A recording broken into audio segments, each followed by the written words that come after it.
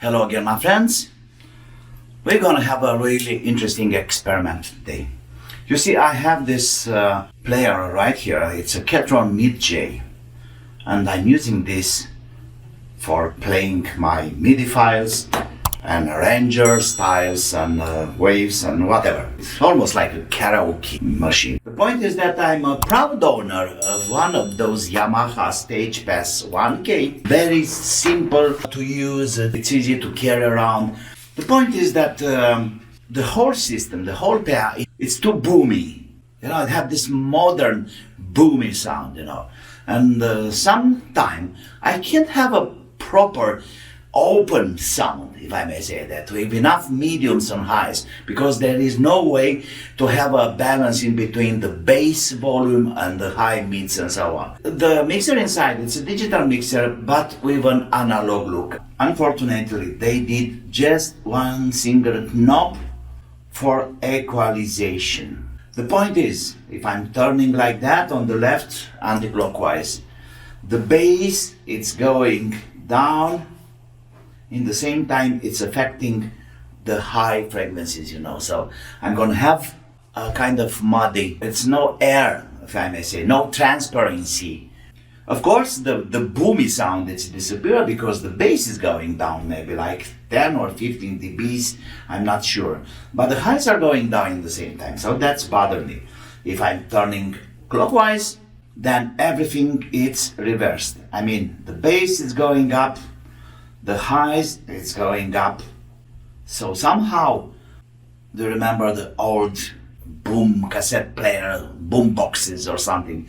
Well, it used to have a kind of loudness switch when you push the button, so everything have a counter.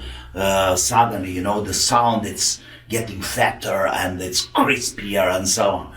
So it's exactly the same result here. The point is, around, let's say, 2 o'clock, I have enough high frequencies for voice or for this machine, you know, enough for having my presence there, you know, to have air, breathing, okay. But in the same time, because the bass is going up, it covers everything, so it's getting a kind of boomy. It's too much clubby, let's call it club sound, you know. I remember from my audio experience, you know, from many years before, I used to fix amplifiers or to build my own amplifiers. I've been a bass player for many years, and I experimented with a lot of correction, you know, tone and equalizing schematics and so on. I believe here we have a very simple solution. You see, I can use one of these cutoff frequency circuit, RC, because it's a resistor and a capacitor. And we even have a formula here for having like maybe 80 Hertz or 100 or 120 or so on. Now, I really don't care about that, you know. This is supposed to have a parallel resistor here of 100, 200K or something. I already have this impedance in the amplifier input, in the mixer input. So I'm going to play only with the capacitor. And I recall, usually at the inputs, there are some electrolytic capacitor of some sort, 10 microfarads or something. This allows a very nice low frequency passing to the mixer, to the preamps effect. But if we, instead of having this, that we have a fixed capacitor, not electrolytic, of some sort, let's say 0.1 microfarads, you already can feel the low frequency going down. So if we have, let's say, something like this, let's consider that's the audio spectrum, and here we have the volumes, and here we have frequency 10K, let's say 20 Hertz or something, 100 Hertz and 1 kilohertz and blah blah blah. Okay, so with this guy here, maybe we have a cut like that, around 20 Hertz. With 0.1 microfarads, then we can go a little bit higher. So we have a, let's say, 80 Hertz, the cutting point. But I want to have something around here. So let's say I want to go higher. I want to go to 100 Hertz or something. So I'm going to play with these capacitors, and I'm going to start with 10 nano, 68 nanofarads, and 22 nanofarads, something like this, or in between. I'm going to insert this in a plug, already done cable. A plug like this, you see, they are small enough to fit inside there. So it will be a very simple schematic. So I'm coming, this is the cable, let's call it, okay. So here we have the mesh, which absolutely is the ground of the jack. Here we have the plus in the middle, isolated, of course, and the top, hot, let's call it hot. And in between the hot, here somewhere, I'm going to insert this capacitor. So if you take it the other way, it's something like this. Very simple to understand. Here is the ground. We have the input, the signal goes like that. And here we have the capacitor, which will give me a cutting like 100 Hz, maybe more. And here we have the output. The point is that I don't need too much bass because I already have a lot of bass putting or pushing the correction on my Yamaha mixer. So somehow this capacitor here will take that boomy sound away. It will give me a much more flatter, let's call it, on the bass here somewhere. Of course you may say you can use another mixer, but I want to keep the things as simple as possible. So another mixer with a classic correction like that, you know, like highs, mediums and bass will do the job, of course. Then I'll have this, okay, number one, to have a little bit more. This will stay on 0, the mediums, and I can have the bass like, I don't know, -10 or something like this. But, like I said before, I want to keep the things simpler. What I'm going to do, in fact, I'm going to simulate this bass. Okay, so now let's hear the sound exactly like it is, the way it's coming out from the Lutron right here. So now I'm playing this guy. You can hear the fat bass. And we can see here in this area we have a lot of.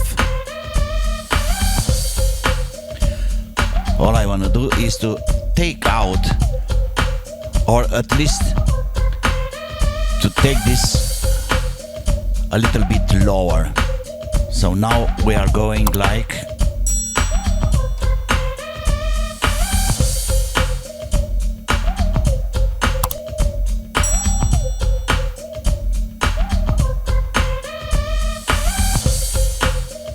So that it's like -36 dB on this area between 100 and 200 and lower. Okay, let's remember this. So it's a very clear peak here around, let's say -40 dB. So I want to get rid of this area. Okay, so let's build the things. First, I need some capacitors. We're gonna try some different values. And we're gonna do this simply by ear. No formula, no mathematics. I remember that 100 nanofarads in the old times, the signal was almost passing. To do that, I'm gonna have a cable, a 6.3 jack, and I'm gonna insert the capacitor inside here. It's a very simple task, in fact. It's plenty of place, so this will be perfect for our, let's say, experiment. I'm gonna have this 10 nano first. Solder this. That's the hot. Okay, that's in the air. 10 nanofarads. Okay, there we go. Simply. Oh, sorry. Here I have the output. You can see the capacitor. It's already there. The other jack is going straight into my sound card. Let me open a new track on my recorder. Look at this area. Do you remember? We've been reaching like 40 dB before. Not anymore. Let me short these two wires here. Look at the low frequencies, okay? I'm shorting.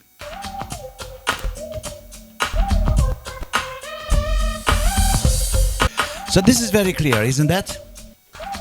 But it's way too much. So so I'll change this to a 22 nanofarads. Or in fact, we can simply add some capacitor there and play. Now I'm adding a 22 nano.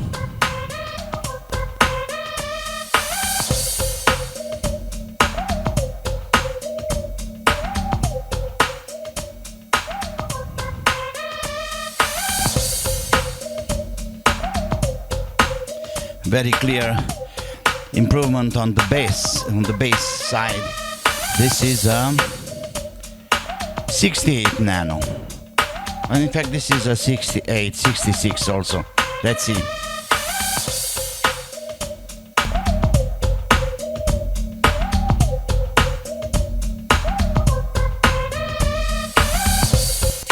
Do you remember we've been reaching 40 very easy? Let me have the photo.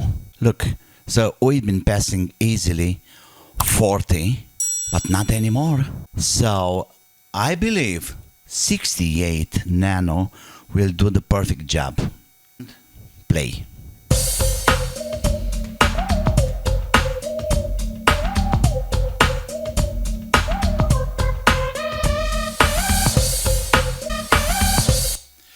Yes, people, so 68 nano it's doing, or 66 nano is doing a perfect job. I'm pretty sure the sound will be much better, less moodier, I may say. Nice high frequencies. Well, I hope this little experiment will help you for future modes or audio source. Being too bass, you know, being muddy. Sometimes too much bass, it's confused, you know. It's like clay, you know, clay, sound clay. You need to make it thinner. That's how you can proceed, you know. Have a capacitor in series with the hot wire and you are in the business. Like always, I hope it's useful, and of course don't forget to subscribe to my channel, push the like button, don't be shy, I really need that, and of course I'm waiting your comments. I know it can be done in a proper way, you know, with calculating filters and parts and so on. Oh, come on, it's working, I'm pretty sure about that. So until the next one, don't forget, have fun. I almost forgot about thanking to my sponsors. Thank you Radu G from Belgium, thank you Vlad from Amphia Records, and Chuck from States. Well, see you, have a good time, bye bye.